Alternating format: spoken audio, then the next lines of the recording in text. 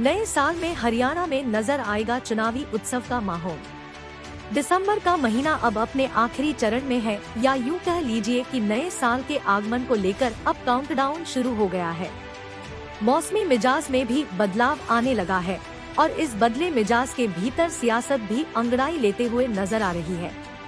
अगले वर्ष यानी 2023 में इस अंगड़ाई का असर हरियाणा की राजनीति पर साफ दिखाई देगा और यदि ये कहा जाए कि अगला वर्ष चुनावी उत्सव के माहौल जैसा होगा तो कतई गलत नहीं है।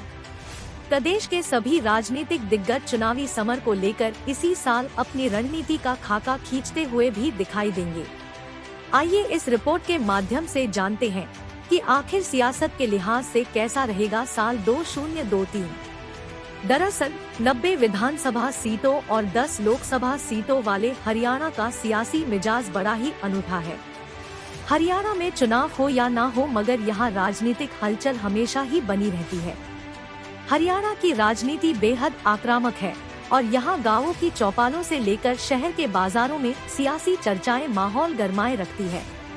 साल 2023 में हरियाणा की राजनीति में हलचल तेज होने की उम्मीद है। साल के चल रहे इन आखिरी दिनों में भी पारा चढ़ा हुआ है, क्योंकि अब हरियाणा में राहुल गांधी की भारत जोड़ो यात्रा पहुंच रही है।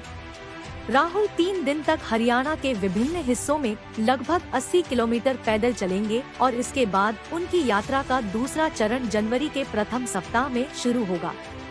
7 जनवरी को पानीपत में कांग्रेस की रैली होगी और राहुल गांधी करीब 3 वर्ष बाद हरियाणा में किसी रैली में शिरकत करेंगे।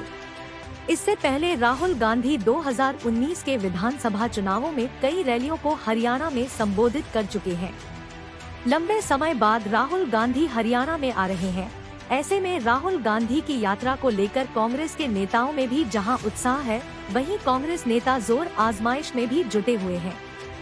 पार्टी नेताओं की ओर से रैली को लेकर तैयारियां की जा रही हैं और इस रैली को लेकर 22 जिलों में पार्टी कार्यकर्ताओं की ड्यूटियां लगाई गई है, तो 14 कमेटी का भी गठन किया गया है। राजनीतिक हलचल आने वाले समय में इसलिए भी तेज रहेगी क्योंकि 26 दिसंबर से विधानसभा का सेशन हो सकता है। इस विधानसभा सेशन में कांग्रेस और इनेलो सरकार को घेरने का प्रयास करेंगे, तो सरकार की ओर से भी विपक्षी नेताओं को जवाब देने के लिए पूरी तैयारी की गई है। इसी बीच अगले वर्ष की शुरुआत में भारतीय जनता पार्टी की ओर से एक रैली रखी जा सकती है। इस रैली का समय और तारीख निश्चित नहीं की गई है।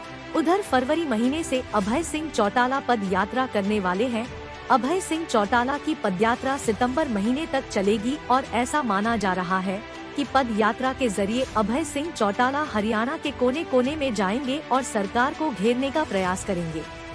कुछ भी हो, हरियाणा में आने वाले समय में राजनीतिक गतिविधियां तेज होती दिखेगी।